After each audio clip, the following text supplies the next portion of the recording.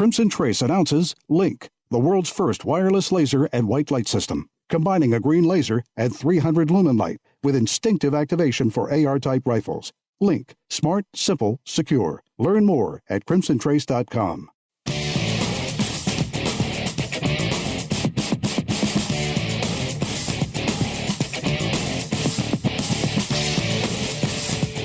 This is Tom Gresham's Gun Talk, now available on iTunes and other podcast clients, and on the free Gun Dealio smartphone app for iPhone and Android. Feel free to call Tom now at 1-TOM-TALK-GUN or 866-825-5486, or email Tom at guntalk.com. Now, once again, here's Tom.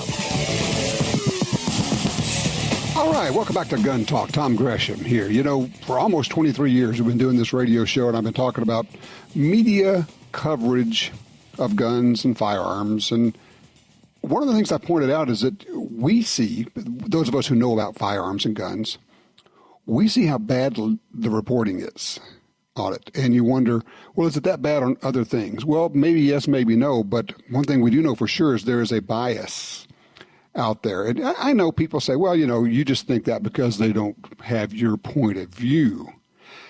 No, no, that's not it at all. And joining me to talk about the bias in America's media is Don Irvine from Accuracy in Media. Don, thank you for joining us. Thanks a lot, Tom, for having me on. Okay, I guess the critical question, is it our imagination that the media tends to be biased? No, it is not your imagination. I mean, AIM has been fighting this issue, the media, since 1969, and you know it hasn't gotten any better. I mean, that's why we're still around. Is that it's out there? It is real.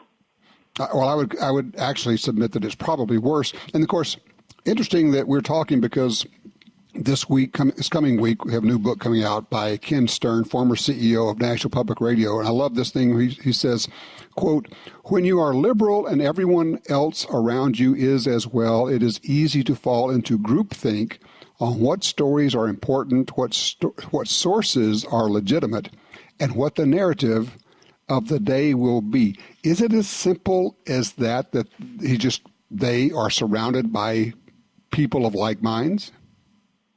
For them, for liberals, it does seem to have, there's some truth to that, I think. It's just that there seems to be this kind of lockstep mindset of them. When you're a liberal, you have to think like this, and therefore, you know, and they raise their kids like that, and it just goes on from generation to generation. But it's very easy to fall into that.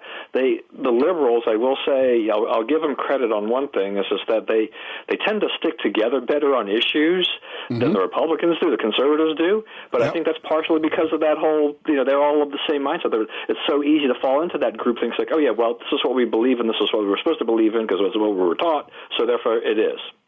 I've always said that one of the big differences between the two groups is conservatives don't need the validation of others to know that they're right. And those on the left seek the validation of their like kind to reinforce the fact that they are right. Let me go back to something that I just saw on your website, which is very interesting. You said the journalism profession has become a powerful manipulator of public opinion. This power has inspired an arrogance, which leads many in the media to believe they should be insulated from criticism. And I'm going to go way back, because you mentioned 1969. That was when I started journalism school. And I ended up at the University of Missouri, which is a really good J school. But here's the critical part of that. Back when I started there, they said there are three tenets in journalism: accuracy, accuracy, and accuracy. That changed while I was in J school as we sat there and watched the Watergate hearings, and all of a sudden the media said, holy cow, look what Woodward and Bernstein did. Now we have the power. We all want to exercise that power. And I would submit that that was the demarcation point for what's going on today.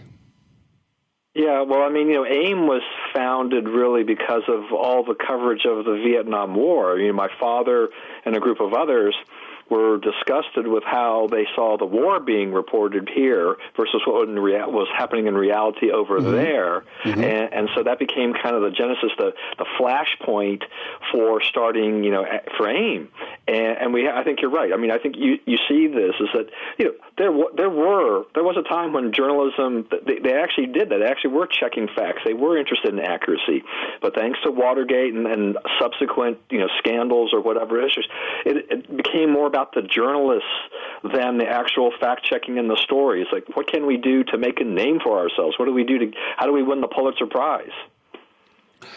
A friend of mine, actually, who I believe he's a really good reporter, he heard the head of Northwestern University's School of Journalism say he has spent decades putting like-minded students, that is left-leaning students, into key positions at all of the media around the country, and basically has seeded the media with the most leftist students he could.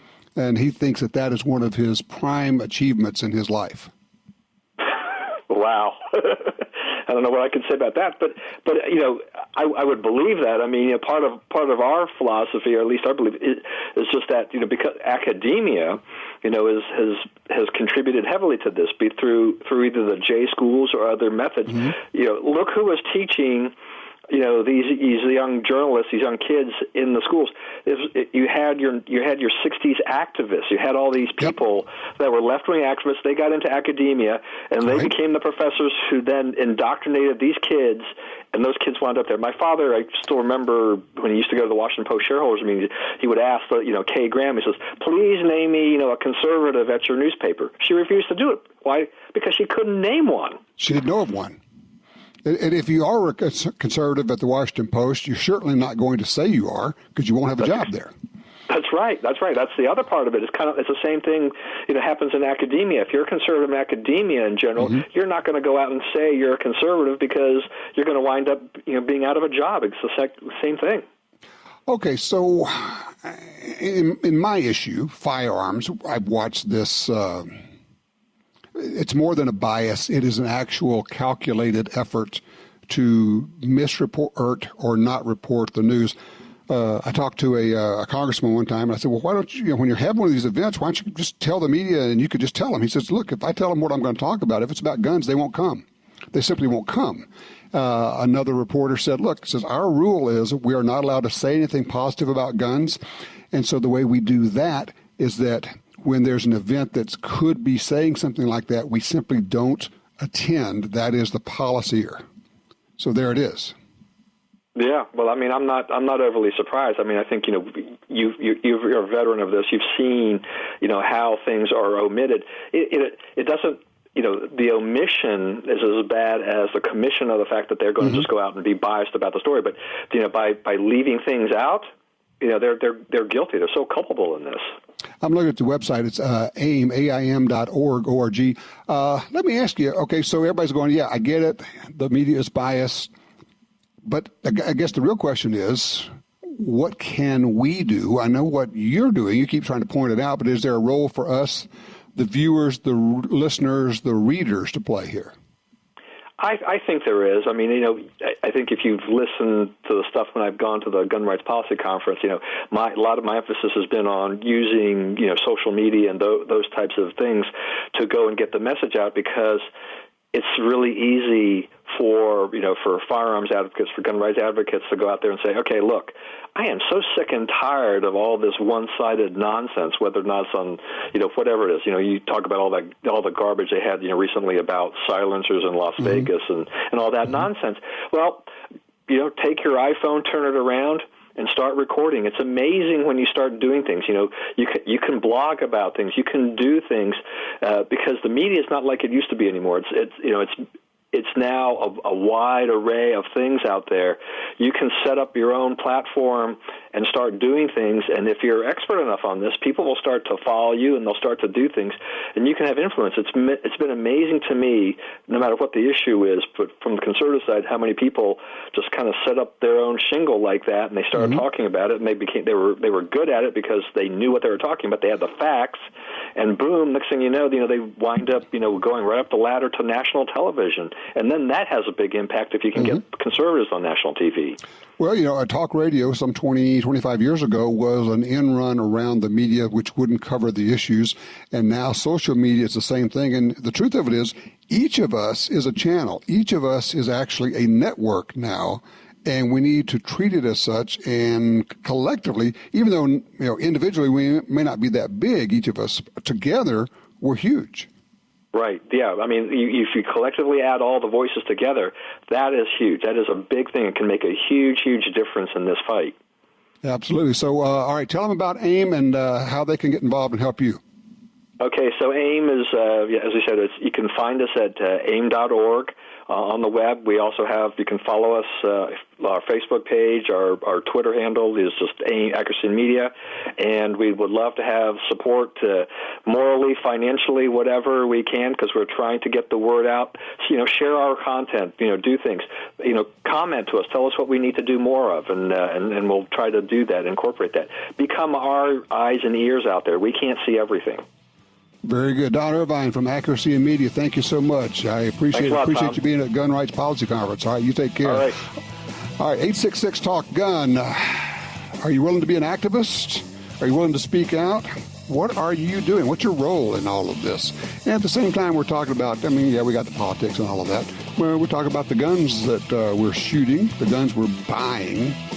Keep having the question, is this a good time to buy a gun? I don't know, maybe there's never been a better time. I don't know. What do you think? 866-TALK-GUN.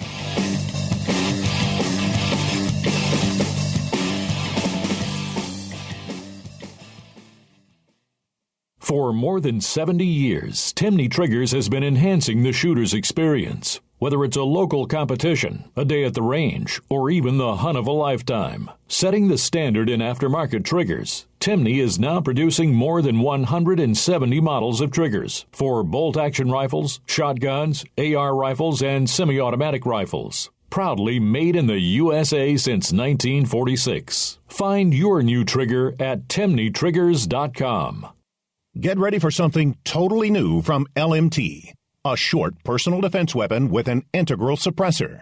Featuring new suppressor technology from Lawrence Livermore National Laboratory, the CSW, or Confined Space Weapon, has a 24-inch overall length profile and includes their new high-performance suppressor that can shoot supersonic and subsonic ammunition with no changes. Chambered for the 300 blackout, the CSW allows quick movement in tight quarters. For more, visit lmtdefense.com. This land, once wild and free, fades now from our memory. But I remember what it was like, what we were like, what we are capable of when we band together. Perhaps more than any other landscape, wetlands embody the life-giving abundance that nature has to offer. And perhaps more than any other organization, Ducks Unlimited is working to ensure that our continent's wetlands not only survive, but thrive for generations well beyond this one. These natural wonders are where waterfowl begin their cycle of life, where the deer and the antelope play, and where we, the people, gather together to see and share what makes the outdoors so great. The time is now to band together with organizations like Ducks Unlimited. The time is now to rescue our wetlands. In the war on terror, fighting crime in the streets, in competition and homes around the world, one name in firearms stands out: Sig Sauer. Our pistols and rifles are renowned for their unfailing performance. This same commitment to excellence can be found in our line of SigTac accessories and the training offered by the Sig Sauer Academy. For unmatched quality, reliability, and innovation when it counts, choose Sig Sauer. Visit sigsauer.com today.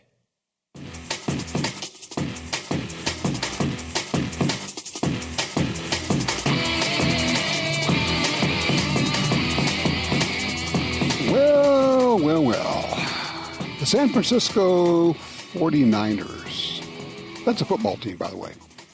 In the NFL. NFL, stands for not for long. A lot of people are not watching these days. Oh, my goodness. The 49ers are working supposedly with large police unions. They're calling for gun control. You cannot make this up. Let's find ways to make more people not watch our games. Let's find ways to make more people not buy their season tickets and not buy regular tickets and not attend the games. 49ers CEO Jed York said Thursday, "I'm not anti-Second Amendment. This is something else. This is something that is common sense." How often have you heard the whole common sense gun control? Well, common sense gun control is anti-Second Amendment. It's as simple as that, people. Gun control is anti-Second Amendment. Gun control is a restriction on honest, law-abiding people, because you can't restrict the criminals. They're going to not obey it. They're not going to pay attention to it. It says the 49ers have pledged $500,000 working with police unions. The groups are backing federal legislation to outlaw bump stocks, but wait for it, armor-piercing bullets. By the way, they don't exist. And gun silencers, all of which the police unions cite as threats to legal law enforcement efforts. Okay, let's go over this. Armor-piercing bullets sounds like that makes sense. Here's the thing. Your average vest worn by your average police officer was never designed to stop rifle ammunition. Okay? Designed to stop most, not all, most handgun bullets. Handgun bullets designed to penetrate body armor are already outlawed. It was the gun folks who said we need to do something about this. We have to protect our law enforcement people. So what's happened is the gun control crowd, the gun ban industry has gotten involved in this, and they say, the public likes the whole thought of banning, quote-unquote, cop killer bullets, armor piercing. And we've discovered that all hunting rifles will penetrate soft body armor. Whoa, we can tell the public that we're banning armor-piercing bullets, that we're banning cop-killer bullets, when in fact we're banning all rifle ammunition. How clever. So we have Robert Harris. He's the secretary of the Los Angeles Police Protective League. He says, quote, we are unwavering in our support of the Second Amendment. We also believe that, wait for it, common sense laws should be put in place to protect law enforcement officers and the citizens they serve. Harris said, if as a country we hope to make any progress, it will take all of us to leave our comfort zones. You'll notice how they always preface it with this, we are unwavering in our support of the Second Amendment. Or the CEO says, I'm not anti-Second Amendment, but. How many times have we heard a politician, I support the Second Amendment, but. Because when you say but, it means everything that went before was a lie. It's real simple. I support the Second Amendment, but, which means I do not support the Second Amendment, therefore I want to put restrictions on law-abiding people and their firearms. That's what they're really saying. Holy smoke. Amazing stuff. Just crazy. Let's go to line 3. Joe's with us in Tulsa, Oklahoma. Joe, think about the media. What are your thoughts here? Yes, sir. Well, the media was paid by the federal government to sell war bonds in World War II and to push the war effort in World War I, to push, I think even before that, or around or shortly after the time of World War I think there was some support garnered for, health efforts. There was hygiene and a number of other things, but if you see anybody in media today, that's what they're after. They want the power garnered by the media. They want to be part of that power block. Well, yeah, I think you're right. And we were talking about that with Don Irvine. The media seeks the power of being influential as opposed to understanding that this is a craft and a profession where your job is to present facts and let the public make the decisions. Now it's we must present information in such a way that it moves public opinion and moves public policy in the way that we, the incredibly intelligent elite media, know things need to move. And I go back all the way, and thanks for the call, I go back to Ken Stern, the former CEO of NPR, and he talks about this. He says when he went out to go to NASCAR events, hanging out at Tea Party meetings, sitting in on Steve Bannon's radio show, he says, quote, "I found an America far different from the one depicted in the press and imagined by presidents, quote, cling to guns or religion, and presidential candidates, basket of deplorables." He had to leave New York. He had to leave the East Coast. He had to go out into America to find out that everything he knew to be true was wrong. Everything that all of his friends, all of his coworkers, all of his employees, all of his support group told him everything that they knew to be true about people in flyover country, rednecks, gun owners. They cling to their guns and religion. They're a basket of deplorables. They're racist. They're fill in the blank, whatever you want. He says, I went out and spent time with them, and wow, they're just people. They're regular old people, and they have concerns about their family and how to do things, and they love their country, and they want to support their country. And they actually know a lot more about a lot of these subjects than we do, because we're just, he didn't say this, but I would say, you're willfully ignorant. You're ignorant and you want to be. You're ignorant and you don't care. You're ignorant because it allows you to push the message that you want. And that's where we come in. That's where the Truth Squad comes in, that we created 2 decades ago now, the Gun Talk Truth Squad. By the way, sign up for the Truth Squad. Go to guntalk.com.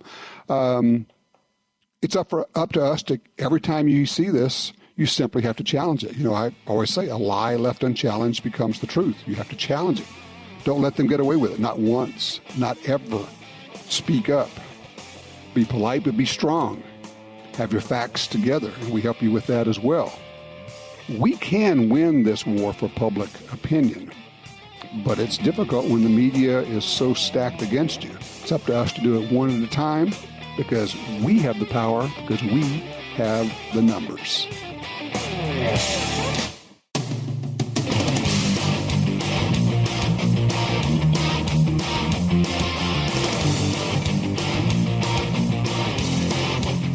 Gun Talk encourages you to support the local sporting goods store, gun stores, ATV dealers, and other local businesses in your area who advertise on this station and Gun Talk. Only together can we protect our rights. You're listening to Washington Times opinion page regular contributor Tom Gresham. All right, welcome back to Gun Talk. Tom Gresham here. Our number is, 866-TALK-GUN, but honestly, it's just a lot easier to do Tom Talk Gun. That'll get you in here. Looking for your range reports, things you've been shooting, what you've been doing out there. Of course, I travel a fair amount, as you know, in the great state of Idaho as we speak, because I've been out here hunting, doing some shooting. But when I travel, I like to stay, kind of plugged into what's going on back home. It used to be it cost thousands of dollars to set up some kind of a camera monitoring system. I don't do that anymore. I got the stuff. The folks at Blink reached out to me, and they said, hey, would you like to try these things? I said, yeah, sure, we'll try them. Coolest things ever. Little bitty cameras, I don't know, size of a pack of cards, something like that. Set them up around your house, the wireless. I mean, I'm not the most technological guy out there, okay? Fair enough. I figured these things out. It's like 5 minutes to set them up. It's a piece of cake. And I can sit over here and watch the video from my house, from these cameras. They have inside and outside cameras, whatever you want. Also, you can set it up so you get an alert. If there's motion detection, if something moves, boom, it sends you an alert. we talk about having insurance for your guns, and that's a good idea. I think that's great. But even better would be to be able to prevent them and prevent stuff from being stolen. So if you get an alert, you look at your video, you go, holy cow, the blink's telling me there's somebody in there. I look at it, there's somebody there. I call the 911. And you don't have to be on a trip across country. You can just be across town. You could be at work, and you get this alert. Oh, something's going on. And it may be just nothing more than, hey, now I have video of whoever took the package from my front door that FedEx left. It's cool stuff. It works. I got to tell you, it works really well. And I told them on the front end, I said, look, guys, I'm not going to talk about this on the air unless I have them, try them, use them, and like them and believe in them. They said, okay, fair enough. And they were pretty good about the whole deal. Anyway, but they got a special deal going for you right now. If you'd like to participate in that, and as I say, it works for me. You go to blinkprotect.com/gun talk. That gets you 3 Blink cameras for what they say, what the other guys charge for 1, and you get an extra 10% off. Blinkprotect.com/gun talk. One more time, blinkprotect.com/gun talk. And if you'll type gun talk, one word, lower or uppercase, doesn't matter. Just gun talk in the discount field, checkout. You get an extra 10% off. All right, 866-TALK-GUN gets you in here. Mike's on line 2 out of Missouri. Mike, talk to me. Yes, sir. You remember back a couple years ago when the ATF tried banning the 5.56 green tips? Yeah. You know, the head of the ATF then, Jones, that was about his last official act before he resigned, was trying to do that. Right. You remember where he went to work after that? I do not. Head office of the NFL. I believe he was there within 30 days. You're kidding me. No. Okay, so now we've got the NFL, the 49ers coming out in favor of gun control, pushing gun control. You got the NFL doing their whole damage control over people disrespecting the country and the flag during the national anthem. And you got the former head of the ATF who tried to ban one of the most popular types of rifle ammunition, and he's in one of the top slots at the NFL. What do you make of all that, Mike? Well, I say birds of a feather flock together. I think you're onto something there. Hey, I appreciate it. I did not know that. Thank you, sir. Let's jump up to line 1. Fred's with us out of Anchorage, Alaska. Fred, what is SB 91? What are you talking about here? It's State Bill 91. Okay. Basically what it is it sets up and it decriminalizes 142 Class C felonies. I couldn't give you the whole list if I wanted to. But what it is like, all right, here's one part of the list. Child molestation, first-time offense. You can get anywhere from 0 to 18 months probation. You will get no jail time. So is this a bill that's in the legislature in Juneau? No, this is one they've actually already passed, and now they're trying to repair it. Holy cow. Yeah, well, the thing of it is they're not doing a very good job of repairing. We need to watch what's happening here, because Alaska's a little experiment. It's cheaper for them to get away with things, try to pull things here than it is anywhere else, as you well know, because of small population. Small population, and it's a state capital that you literally cannot drive to. You have to either take a boat or fly in, or I guess you could walk across the glacier to get there. Yep. Very interesting. Well, I had not heard of that. I'm going to keep an eye on SB 91 and what's going on with that. Thank you, Fred. I appreciate that.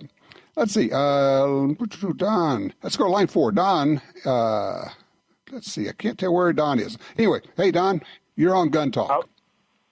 Well, thank you for having me. You bet. What's up? I just think all these cities and everybody who's complaining about guns, all the cities should start prosecuting gun crime. They don't prosecute it. They should eliminate plea bargaining on a gun crime and put the criminal in jail. The first thing I'm a retired detective, and the first thing I learned as a police officer was you got to be smarter than the criminal. And if the criminal knows he's going to go to jail, he's not going to commit a crime. So he'll stop using guns if he knows he's going to go to jail. In your experience, and what I think I hear you saying is that, and I've heard this before, is that a lot of the prosecutors will trade out or plead out the gun charge to get something else. Is that what you saw? Well, what I see all the time is if a person commits robbery with a gun, he's committed two crimes. He's got a gun, which is an aggravating factor, and he committed robbery. So they shouldn't plea bargain. They should have no plea bargain on a gun charge, and they can plea bargain on a robbery charge. So now, let me bounce an idea off of you. I got a thought here, and I don't have much time, and that is, I would argue that it should not be an extra crime, or it shouldn't be a crime at all, to use a gun in the commission of a felony, because the felony is enough. And by saying if you use a gun, it's worse, that's like saying, well, guns are worse. And is it worse if somebody gets smashed in the head with a hammer, or is it worse if they get shot? And I think we make a mistake as gun owners to buy into the whole idea of having a gun makes a crime worse. It's a demonization of a firearm. I'm just wondering what you think.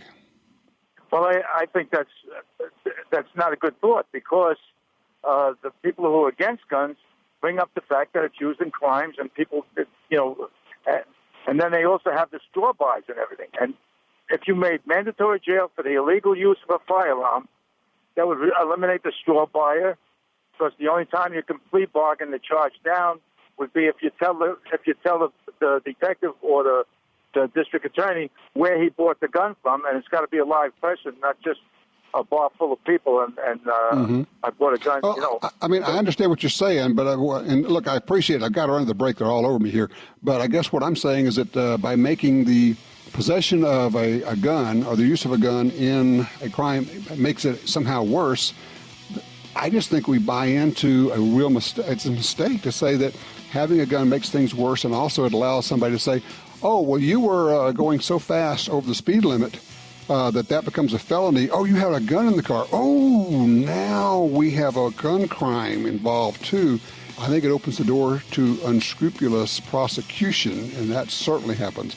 What do you think? Am I onto something, or do you think I just am not seeing this right? 866-TALK-GUN. Be right back.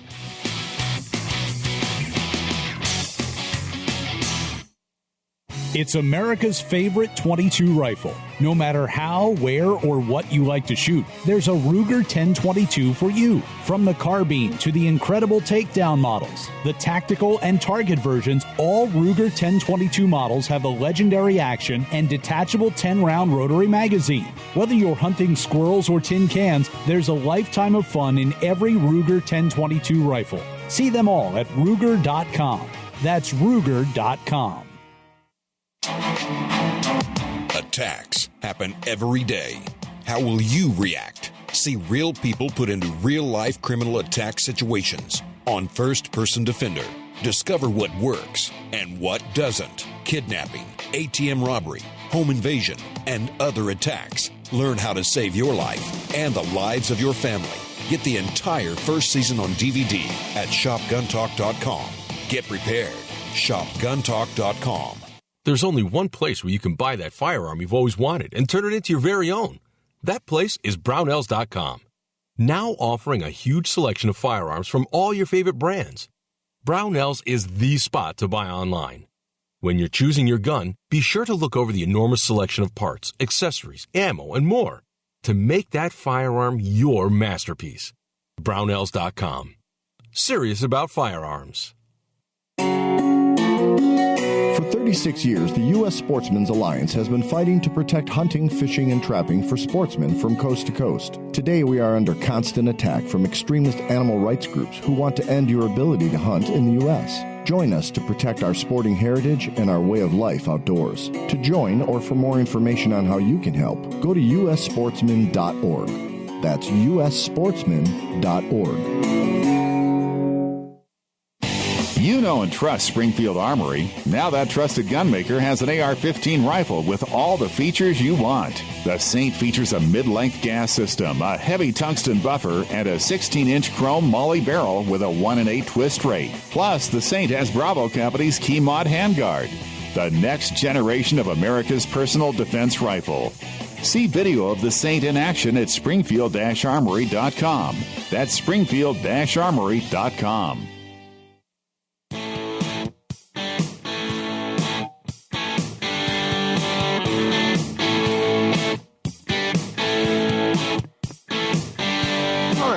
lines for you right now. 866-TALK-GUN will get you in here. Let's see. Randall has called in from Tallahassee on 2. Hey, Randall, you're on Gun Talk. Hi, how are you? I'm great. What's on your mind? Well, I'd heard a caller call in and make reference to the former director of the Bureau of Alcohol, Tobacco, and Firearms and give some attribution that might not be correct of his ability to leap over to the legislative branch and pass rulings relating to ammunition. And I didn't think it was fair that a man who could not defend himself on the air with sort of a wink regarding his association with the NFL, I thought it should also be put out there that he was also an officer in the United States Marine Corps and served with a great distinction there. And rather than the wink and insinuation, but I'll leave it with that. Thank you. Well, let me ask you a question then. Does having a history of serving honorably in the military mean that you can call for gun control? Or you hung up? He didn't want to talk. Okay. Well, I would say this. If Mr. Jones served with honor as a Marine, that's great. I appreciate that. But it doesn't mean he can't be in favor of banning guns. I mean, General Colin Powell, called for a ban on the most popular firearms in America. He calls them assault weapons, of course. I'm sorry, I appreciate the service, but I'm not impressed by it when it comes to, well, gee, we should give somebody a pass because he favors restricting our rights, and we're going to give him a pass because he served in the military? How does that work? Actually, I guess the real question is, what does that have to do with anything? Does somebody get a pass on that because he served in the military? And I mean, that's fine. I appreciate it. I certainly thank him for his service. But it doesn't mean that I don't get to say, hey, this guy tried to ban this very popular type of rifle ammunition. He is now at the NFL. I don't know what he's doing there. I frankly have not followed the guy. I didn't know he'd gone to the NFL. But I guess my point to Randall, who didn't want to stay on the phone and talk about it, is that serving in the military honorably has nothing to do with the fact, or whatever it is you do when you get out, or if you're talking about gun control. Again, Colin Powell favoring gun control, a number of former military. One of the things I have found, and this has been interesting, okay. Now I'm going to wade into the deep end here. People are going to not like this. But I found a number of people of, basically, let's just say generals at that level, flag officers, don't trust regular people to have firearms. Often don't trust their troops to have firearms unless they're issued to them. Look at all the bases where guns, you're not allowed to have your own firearm there.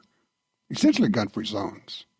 It makes a perfect place for a terrorist to shoot up the place, as we have seen on more than one occasion.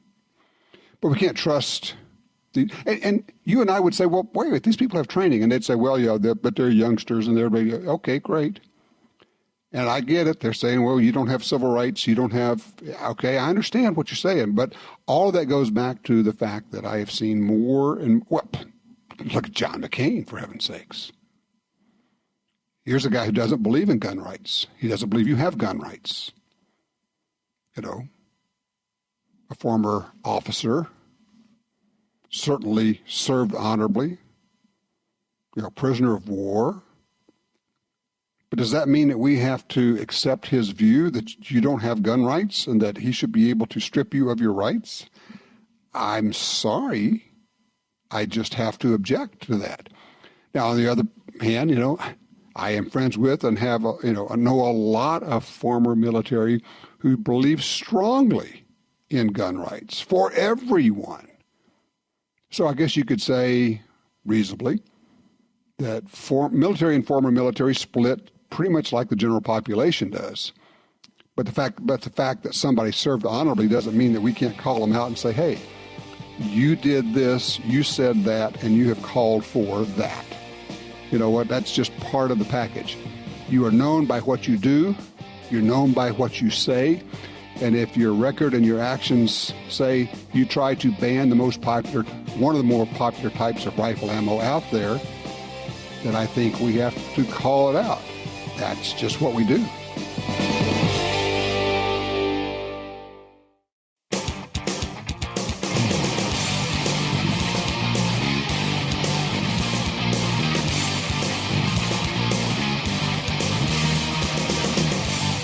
All right, back with you.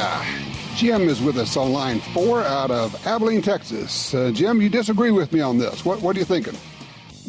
Well, I do, Tom, and it's real strange because I've listened to you for probably at least 21 of your 23 years, and very seldom have I ever disagreed. But you had a couple of callers ago, was talking about an increased penalty for using a gun in the commission of a crime. Mm-hmm. If you remember, and I don't remember the city in Virginia, I believe it was, that enacted... Richmond, Virginia. I wanted to say Richmond, but I wasn't sure. Right. Enacted Project Exile. Mm-hmm. And Richmond exhibited a very substantial decrease in violent crime, especially with firearms, after they enacted Project Exile. Okay, but let's talk about what Project Exile did. They decided to enforce the law. That's correct. That's the big problem we have right now. Well, it wasn't that they said the commission of a crime with a gun is worse, and then they enforced that. They just decided to actually prosecute people for breaking the law, which we tend to not do. And all I'm saying is that from a public opinion standpoint, I think we box ourselves in by saying, when you use a gun in a crime, it's a much worse crime. Bull, it's not. Murder is not worse because you used a gun. Rape is not worse because you used a gun. And I think we make a mistake from a PR standpoint when we do that. No, I'm not advocating, make it a worse crime. I'm advocating make it an additional crime. Why? Or a crime that is not pled away. Why? Because the gun charge is the first thing that these weak-kneed district attorneys will plead out. Why would you make it? I mean, seriously, why would you make it an additional crime? You committed a rape. Do we need an additional crime on that, or can we just prosecute the rape? If they use a knife or if they use a hammer, are we going to prosecute them for using that? Okay. No, here's what I'm saying. The majority of these criminals, mm-hmm. It is not their first rodeo. Got it. They are already a convicted felon. The mere possession of the firearm is an additional felony. That is what keeps getting dismissed. Okay, I understand, but we're talking about two different things. I'm talking about laws that say if you use a gun in a crime, you get an additional 5 years or additional 10 years because it's a much worse crime when you use a gun. That's what I'm talking about, not the felon in possession of a gun crime. That's a different deal. No, and I understand that it's not a worse crime, but it should not be the one that is dismissed and able to get a plea. Okay, but if they were willing to prosecute on the original crime, the rape crime, the murder crime, the armed robbery crime, whatever it was, you wouldn't have to say, well, and if you use a firearm, there's an additional 5 years for you. Why would we do that? No, they can stack it. That's an additional crime. That is a separate offense. I understand, but what I'm saying is it should not be. If it is an additional offense for using a gun in a crime, it should be an additional offense to use a knife in a crime. It should be an additional offense to use a hammer in a crime. It should be an additional offense to punch somebody in the face on top of the assault. Because what we're saying is the gun is the worst weapon possible. And I think, frankly, I'm just going to tell you, I think we are stupid and we are self-destructive to buy into that. We're saying, well, gee, using a crime makes a gun worse. No, it doesn't. It just doesn't. And I understand we want to give them a tool, but all they have to do is prosecute on the original crime. And our problem is we've got prosecutors who won't do it. It's our job to get rid of them.